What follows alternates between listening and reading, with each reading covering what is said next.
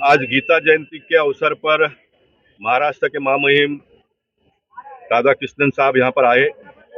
हजारों की संख्या में लोगों ने इस कार्यक्रम में भाग लिया। समाज के भिन्न भिन्न क्षेत्रों में काम करने वाले गणमान्य लोगों का हमने यहाँ पर सत्कार किया, सम्मान किया। महामहिम राज्यपाल जी ने गीता का जो उपदेश है, संदेश है, वो लोगों को देने का काम किया।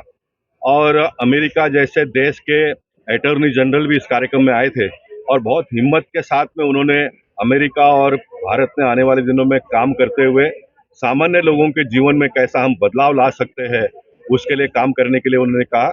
और उन्होंने ये भी कहा कि यही सच्चा उपदेश गीता में दिया है, जिसको हम सबको आने वाले दिनों में देश के कोने कोने तक पहुंचाने की आवश्यकता है। एक मुद्दा और आपने उठाया, 21 साल तक लड़कियों की शादी जी हाँ। के लिए पत्र भी लिखने वाले हैं आप। नहीं, मैंने पार्लियामेंट में प्राइवेट बिल मूव किया था। 21 साल बच्चियों का शादी का उम्र का हमने करना चाहिए।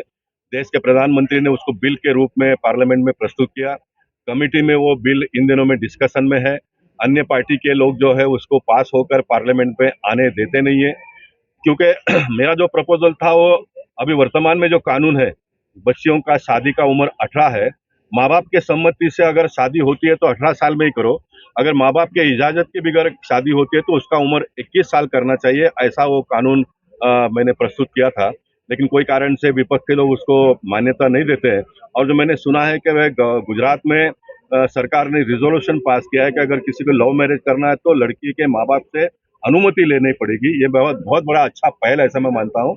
जैसे पूरे गीता को हम पूरे देश भर में आने वाले दिनों में सिखाने के लिए जो प्रयास करते हैं, मैं चाहूंगा कि सभी राज्य के लोगों ने इस प्रकार का रिजोल्यूशन पास करना चाहिए, अपने अपने राज्यों में कानून बनाना चाहिए, ताकि बच्चियों की जो शादी है उनके माता पिता के मर्जी से ही हो।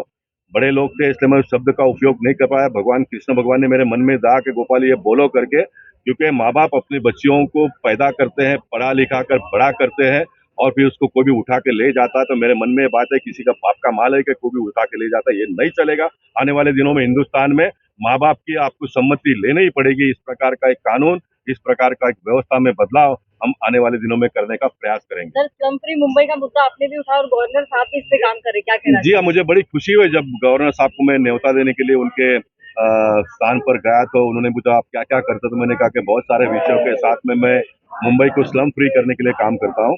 तो उन्होंने अपने एजेंडा में जो जो विषय लिए थे, मुंबई का हाउसिंग का विषय उन्होंने लिया था। उन्होंने मुझे ऐसा गोपाल मैं भी इस विषय पे काम करता हूँ। मैंने कहा कि साहब आपका हाथ लग जाएगा तो देखते देखते मुंबई को हम स्लम फ्री कर पाएंगे। मुझे बड़ी खुशी की बात है कि महाराष्ट्र के सरकार ने अपने एजेंडा में एकनाथ शिंदे जी और देवेंद्र फडणवीस जी ने लिया है।